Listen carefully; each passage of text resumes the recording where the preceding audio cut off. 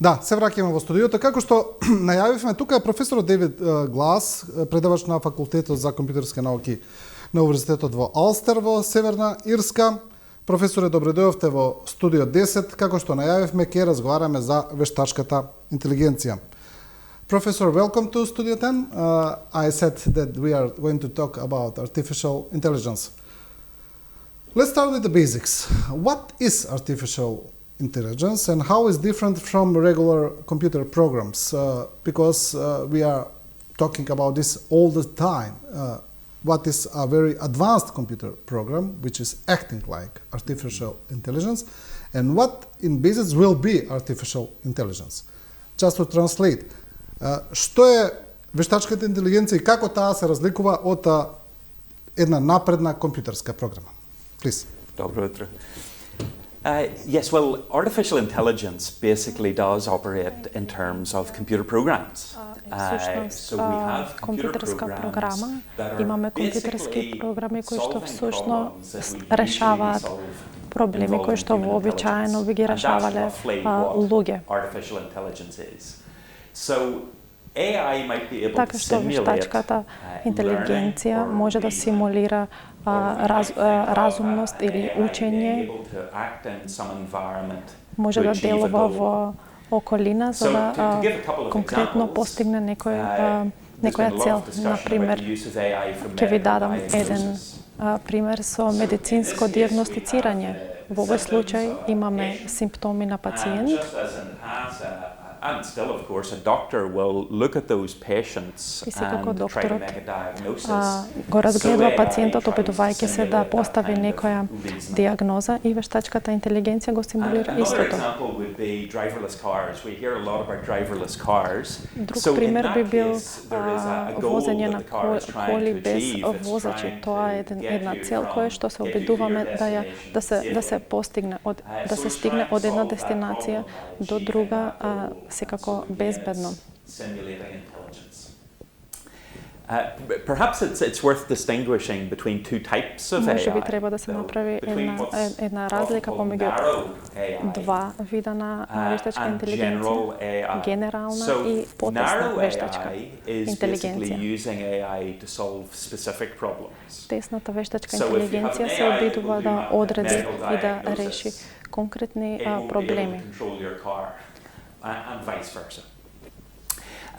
Whereas general intelligence, the idea would be that AI would be able to solve a range of problems similar to human beings. Таа интелигенција е да решава проблеми од многу поширок спектар на човековото живење. Но тоа секако се уште не е постигнато. Во моментот располагаме со тесна вештачка интелигенција. Кога зборуваме за вештачка интелигенција, мислам дека приказната почна со чат GPT, тоа не воведе во тој свет на некој начин. И сега кога ние зборуваме со чат GPT и кога зборуваме на теми кои не се секогаш поврзани со одредени прашања, туку се и по-генерални, и по-човечки, ајде да речеме, дали ние вистина разговараме со вештачка интелигенција? So, the AI is introduced to us by ChatGPT. This is how we began to learn about AI, and I think that this has made all the hype about AI in the world. But we are talking, when we are talking to ChatGPT, are we talking to some really intelligent form? Because we can ask sometimes really human questions and we are getting human answers. Or again, are we talking to a really good computer program? Or, as some even say, a very advanced browser? Right. Okay. Yeah, this is a very interesting question. So ChatGPT is it's very impressive in terms of its ability импресивно во однос на неговите можности да одговара на прашања, да генерира содржина. I would say that it really is it certainly is still a very sophisticated computer program, but it's nothing more than that. Е многу софистицирана компјутерска програма, но ништо повеќе од тоа. Мораме да разбереме дека е програма која што е многу моќна, која што има можност да процесира огромна база на податоци. in Wikipedia, for example, Например, in social media, Википедија, од социјалните платформи, од книги, така што ги прибира сите овие информации со цел да одговори на нашите прашања. Меѓутоа, многу интересно како го прави тоа. Всушност, она кое што го имаме во ChatGPT и сите овие вештачки интелигенцијски модели е тоа дека користи алгоритми, статистички. Оно кое што може да го направи врз основа на предвидување. Кога поставуваме прашање, ChatGPT е софистицирано, одговара на предвидување на одговорите на нашите прашања и тоа е се. Then I don't think we have any confusion about its intelligence. It doesn't така што really кога, ако разбереме дека ова е еден софистициран алгоритам, можеме да сватиме дека не постои некоја повисока форма на интелигенција. Значи, многу точно софистицирана предвидувачка програма. Мислам дека е многу импресивно да се види колку добра е ова платформа. Меѓутоа, можеме да приметиме дека прави и грешки, едноставни грешки. Например, дава неточни информации. Да, тоа сме го приметиле, но исто така интересно е кога ќе го поправиме, тој се поправа, ја прифаќа грешката. That's interesting, but we are also seeing that when we are correcting it is accepting our corrections. It's correcting itself. To some extent it does, and so there is a process we can go through of trying to ask better questions. Тоа е еден процес во кој што ние сме поттикнувани да поставаме подобри прашања со цел да добиеме подобри одговори. Јас го имам ова испробано со некои примери. Where ChatGPT gives the wrong answer. And it will repeatedly give the same wrong answer at times. So I think there's a lot of learning that goes on in the background, but there are also some limitations. И сум сватил дека има ограничувања ChatGPT.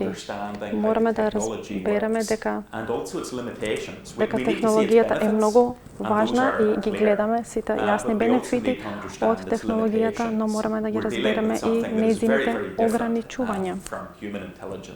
И да разбереме дека е многу различна од човечката интелигенција и расудување. Вештачката интелигенција често е поврзана со сложени системи, со сложени алгоритми, но имаме ли примери кои се поврзани со нашите секојдневие, а не сме ни свесни за тоа? So AI is so often associated with complex technology, but do we have some examples from our background, from our everyday lives, and we are not aware of it?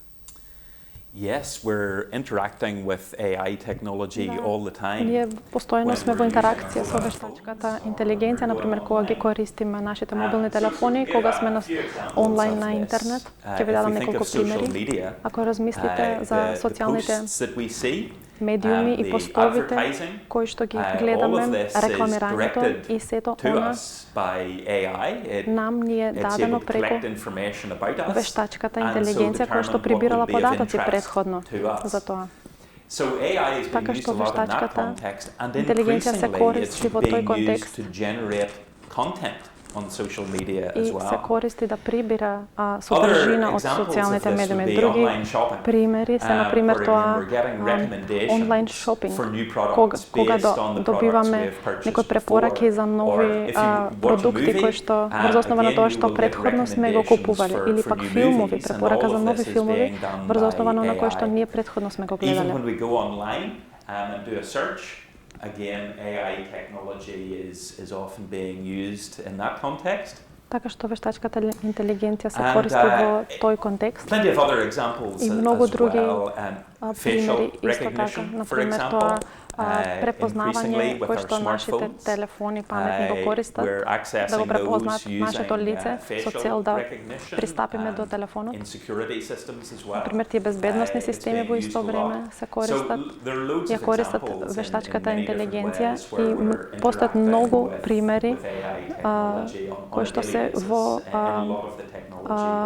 постојна интеракција со вештачката интелигенција. Кажете се прилично интересни, бидејќи тоа е нешто што ние го приметуваме, зборуваме, но има тука веќе се создаваат и некои теории на заговор, дека не само што вештачката интелигенција ги гледа нашите избори, туку и дека можеби телефоните не слушаат дури тоа, па потоа го повторуваат, но не знам дали тоа е вистина.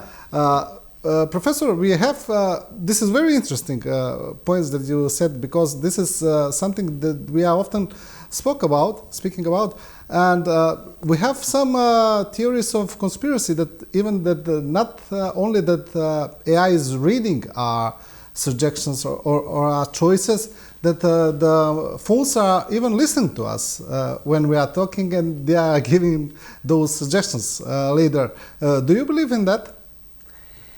If we look at some of our personal assistants these days, if we think about technologies like Alexa and Siri, this is certainly listening to us. That's Alexa how it operates definitivno in terms of how не we слуша, communicate затоа што with it, на тој perhaps начин to control овие devices апликации or to оперираат. ask questions.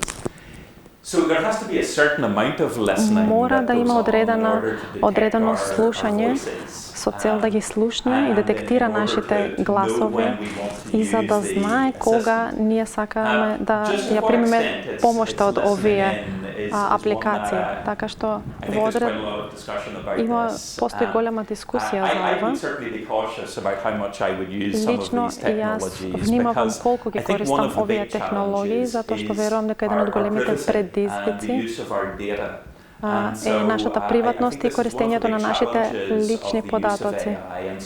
Мислам дека тоа е еден предизвик и треба да бидеме внимателни и да размислуваме како ги користиме нашите лични податоци и да бидеме свесни дека треба да контролираме нашата приватност.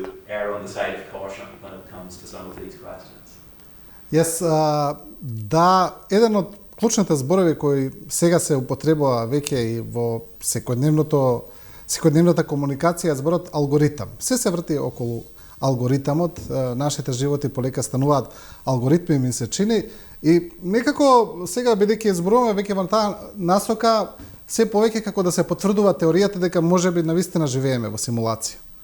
Значи, one of the main words or main terms that we are using now is the term algorithm. Algorithm is used everywhere.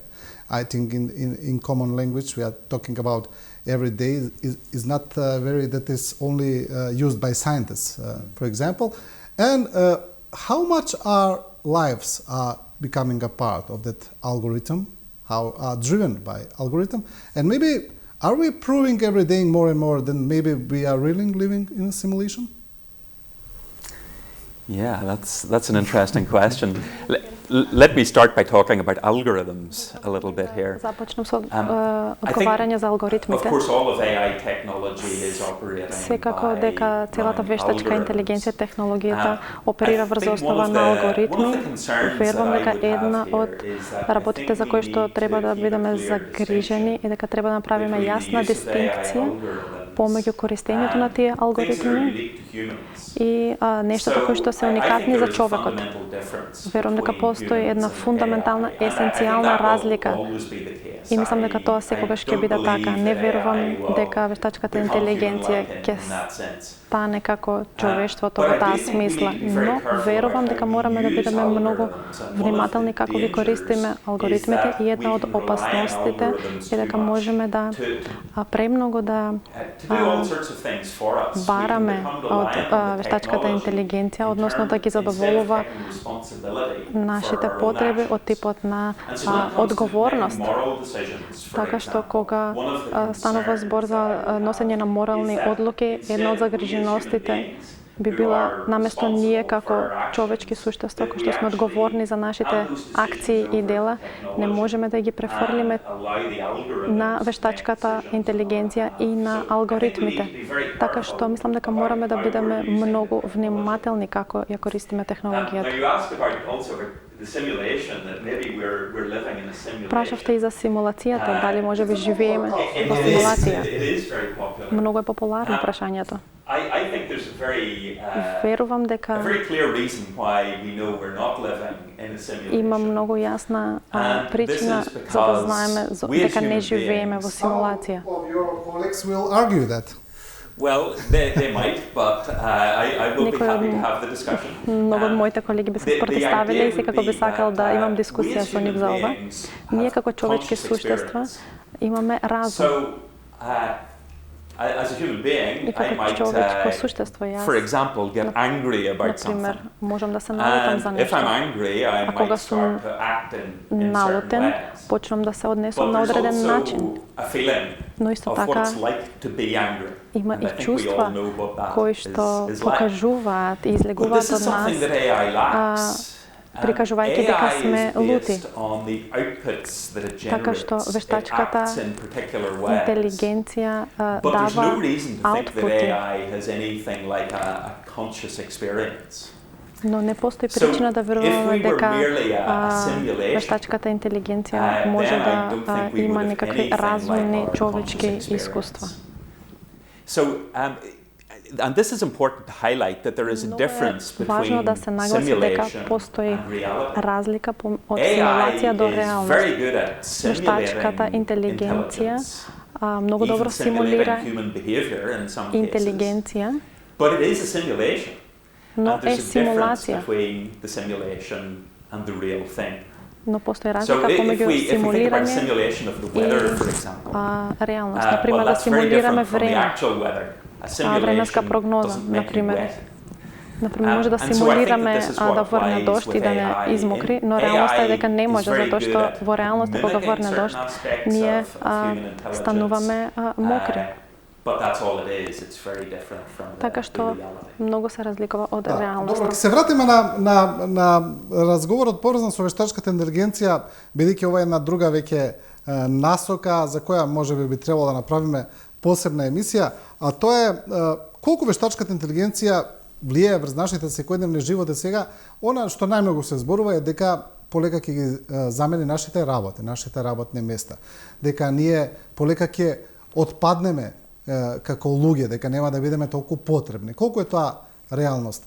So, no matter how I enjoy this course of conversation, we will go in other direction.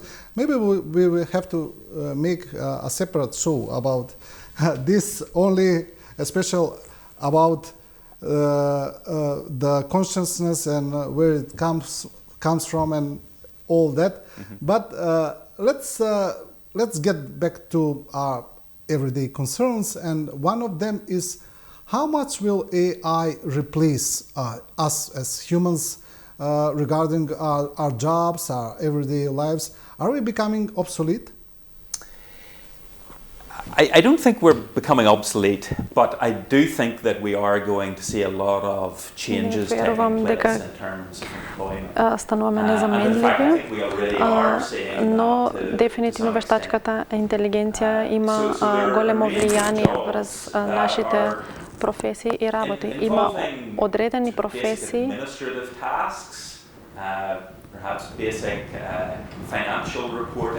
например, професии кои што се однесуваат на извештаи, во кои што вештачката интелигенција е многу добра.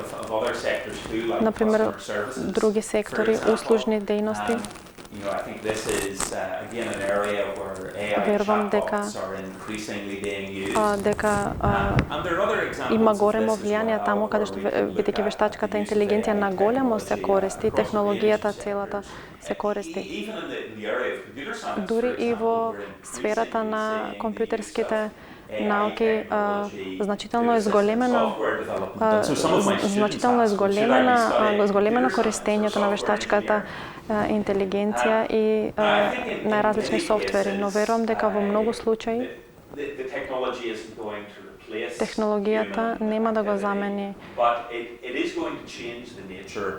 го замени човечкото однесување, но ќе смени природата.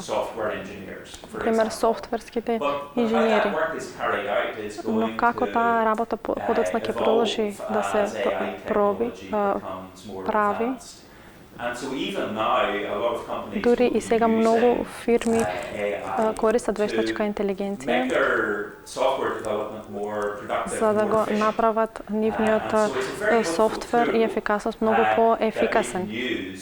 Така што во тој контекст на подобрување на некои бизнис процеси, вештачката интелигенција е корисна, така што дефинитивно ќе има влијание врз вработувањето во некои сфери, но верувам дека ќе отвори многу можности. Една од работите за кои што луѓето зборуваат е дека ќе биде прекрасно доколку вештачката интелигенција ќе биде добра ако може да ги замени нашите работи и да работи за нас. Во мојот случај, например, на мојата работа на универзитет да ми заврши некои обврски, но верувам дека има некоја вредност во однос на работата. Но доколку подолгорочно размислите, ако вештачката интелигенција продолжи да го прави ова, мислам дека ќе изгубиме нешто вредно во нашите животи, бидејќи верувам дека работата игра многу голема улога во нашите животи. Секако не го носи целото значење на нашите животи, но верувам дека е многу значајно да процениме колку е вредна и важна работата за нас како Also, who will get our paycheck? Right? It's also very important question. Yes, exactly. I think this is an extremely important question. Верувам дека тоа е многу важно прашање, затоа што постои опасност со овие технологии. Има многу прекрасни придобивки и можеме да зборуваме за нив, но една од нештата кои мене ме загрижува е дека ќе бидат богатите тие кои што ќе имаат бенефит од ова, луѓето кои што ја развиваат оваа технологија. Додека другите ќе бидеме на некој начин оставени. At the end. Yeah, I think that's the concern. So I think we really do have to prioritize предизвикува загриженост и верувам дека треба да ги приоритизираме. I think there is a danger, and I mean the technology is great. I mean, опасност, технологијата е прекрасна. Obviously, I work in this area, so I'm not. Очигледно дека јас работам во оваа сфера и никако не сум против, но верувам дека е многу важно да ги нагласиме нашата човечност. Постои опасност во технологијата која што се крие да ја понесе одговорноста која што ние треба да ја понесеме. Да, добро. Историските процеси не можат секогаш да се согледаат во сегашноста, во реалноста. Туку можеме да ги видиме отпосле, од некоја историска перспектива. Дали ова е една тектонска промена која можеме да ја споредиме со останатите такви промени кои се случиле во минатото, како што е пронаѓањето на парната машина, на моторите со внатрешно согрување или нешто слично.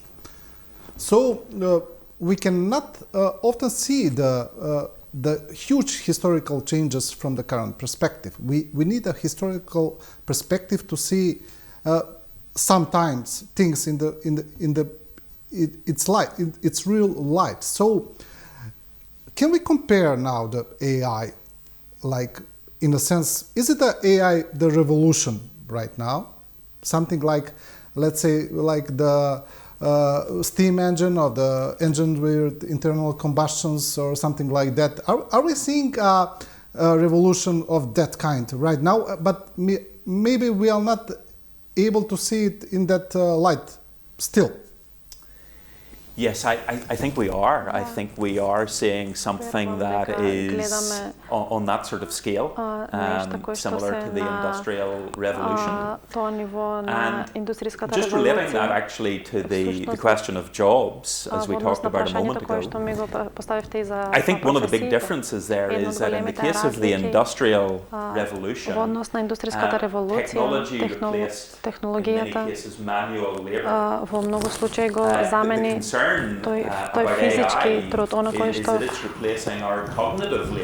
кој што е многу загриживачко во однос на вештачката интелигенција е дека може да го замени обидот да го замени разумот и мислам дека ова е дури уште позначајна револуција. И исто така постои тенденција помеѓу некои луѓе. Ова не се луѓе кои што работат во мојата сфера или пак работат со вештачка интелигенција и технологии, но да почнат да ја гледат вештачката интелигенција да обезбеди како некакво решение за сите наши проблеми, така што можеме да бенефитираме во многу случаеви, како например во медицината, но за некои луѓе ова потенцијално може да почнат да го гледат како потенцијал да ја сменат човечката природа. Но во моментов тоа не постои, но како што технологијата се развива и напредува, постои опасност да се смени човештвото и верувам дека тоа можеме да ги направиме тие паралели со индустријската револуција, но верувам сушност дека некои од промените на вештачката интелигенција се многу подлабоки од оние на... Сме го виделе тоа барем во филмовите, како се, што може да, зашто зборувате сега, па тогаш, каде е границата? Постои ли граница? Зборуваме за тоа, за моралот и етиката во употребата на вештачката интелигенција. Дали можеме барем сега да поставиме некакви граници и правила, барем да знаеме до каде можеме да одиме? So, these things that you are talking about is about the, let's say, the moral and the ethics in the use of AI. So, should we make some rules right now about that? I don't know, maybe about something similar to the rules of robotics by Isaac Asimov or something like that. I don't know. So we will have some borders in the future and to know our red lines here, because I think that what you are saying that it's science fiction now, but I think that how things are changing, it will be not science fiction very soon. I think in some cases that's right. It's maybe worth distinguishing between two types of Вреди да се направи ова разлика помеѓу двата типови на вештачка интелигенција. Некои луѓе се загрижени дека вештачката интелигенција ќе ја постигне таа ниво на човечка интелигенција, дека ќе не остави назад и дека нема да има потреба човечка интелигенција повеќе. И верувам дека ова е научна фантастика и мислам дека нема да стане факт. Постои основна разлика и во однос на тоа како јас работам, како гледам дека вештачката интелигенција работи, верувам дека постои друг тип на интелигенција. Тоа што користи алгоритми, така што прилично сум сигурен дека нема да постигне нешто како тоа, нема да го замени човечката интелигенција или пак да го уништи човештвото, како што гледаме во некои научно-фантастични филмови. Како и да е, постои нешто кое што е многу по-реално во однос на вештачката интелигенција, кое што можеме да го искористиме и во сите други технологии, например да не смени нас како луѓе. Например, постојат чипови кои што можат да се развиваат за да ни дадат некакви супер моки. И мислам дека во тој правец технологијата ќе се развива во иднина, но ова е нешто за кое што ние мораме да посветиме многу големо влијание во однос на тоа како технологијата се развива и она кое што вие го спомнавте, каде се границите и кои се ограничувањата. И мислам дека мораме да размислиме за регулатива во овој контекст. why are we developing this technology? Но ако се навратиме назад и се запрашаме зошто ја развиваме оваа технологија, понекогаш може да биде заради тој мајндсет дека затоа што можеме да го правиме ова, но верувам дека треба да бидеме многу внимателни. И дури некои од овие прашања се многу шпекулативни, но постојат и многу реални нешта кои што се случуваат, за кои што треба да бидеме свесни. Овие загрижености се длабока измама кои што ја користат вештачката интелигенција за да продуцираат видео содржина кој што изгледа многу реална.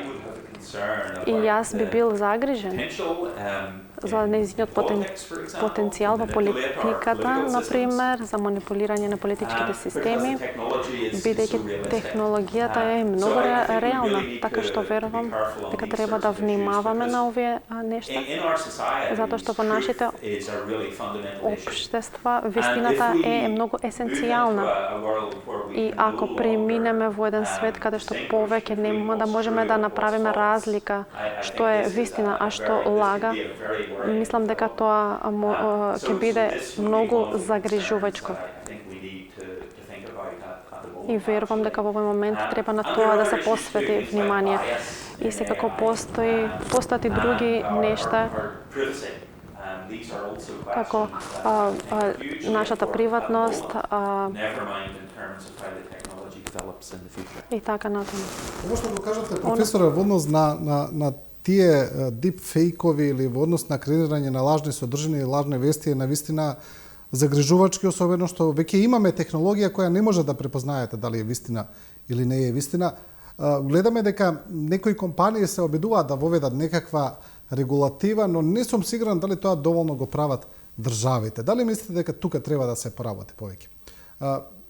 These concerns that you talk about, especially about deep fakes and false narratives, false news, false information, is very concerning because especially what is going on in the world right now, because maybe we are hearing every day that we are on the brink of the Third World War, on the nuclear war, etc. We saw what is happening everywhere. So when we are talking about these false narratives, we can see that maybe some companies like Google, for example, are trying to set some standards, some regulative in this sector, but I don't see that governments are doing that enough, especially huge entities like European Union or United States, Great Britain, UK. Do the governments have to work more on that field to set the rules of the play? So I think this is something that governments are increasingly thinking about. За кое што владите многу размислуваат.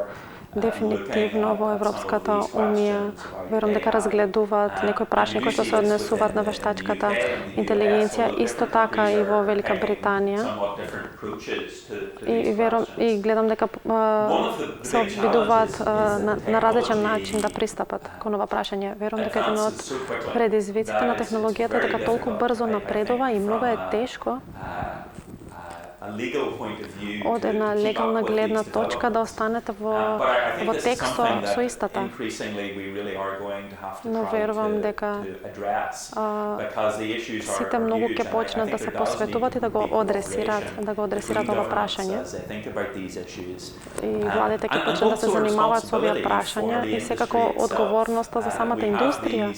Ние имаме овие компанија кои што имат пристап до огромна датабаза на податоци и една од загриженостите на луѓето во минатото е во однос на владењето и владите кои што ги користеле технологиите за надгледување. Например,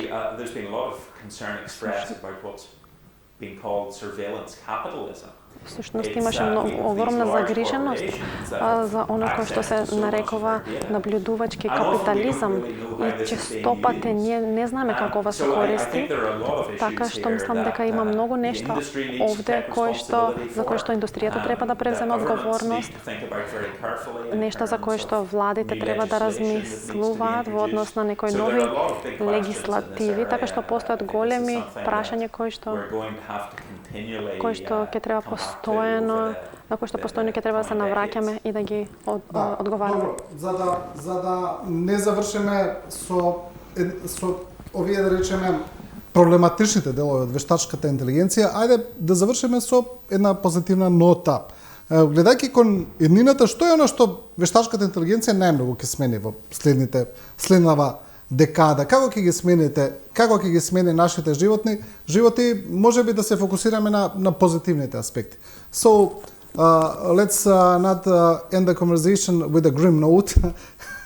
Let's try to look on the positive side for the end. How will AI change our lives in the next decade or so? How will impact on our lives on a, let's say, positive way?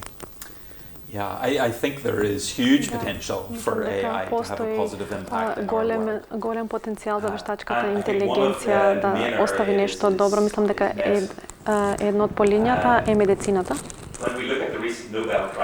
Ако ги погледнеме последните Нобелови награди во однос на хемија и физика се доделени заради напредокот на вештачката интелигенција. И една од тие награди беше за тоа превиткување на протеини. Тоа е едно многу значајно научно напредок.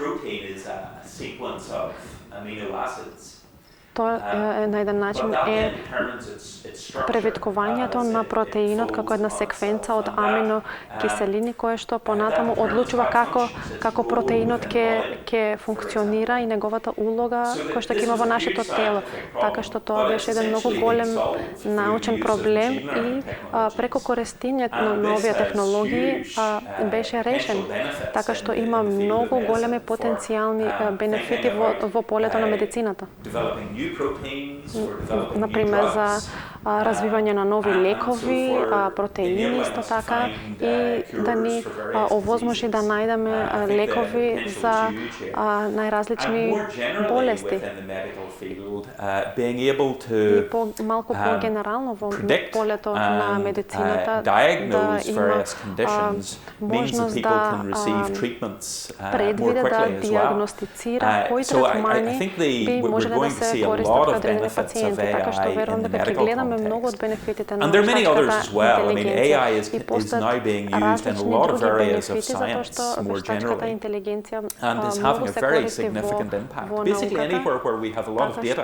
Затоа што имаме многу податоци кои што таа ги прибере и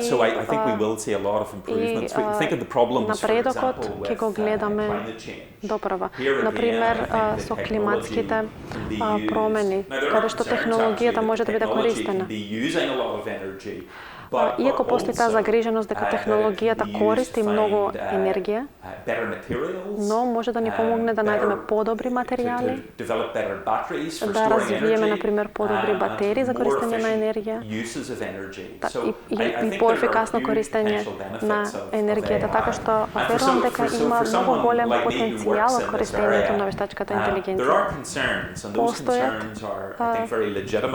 загрижености кои што се многу легитимни, но исто така постојат и овие огромни бенефити за човештвото. Така што вистинскиот предизвик е да се користи технологијата да се постигнат овие добри бенефити, а да се избегнат потенцијалните проблеми. Професоре, ви благодарам за ова интервју. Се надевам дека разјаснивме доста работи за гледачите, дека доста научија и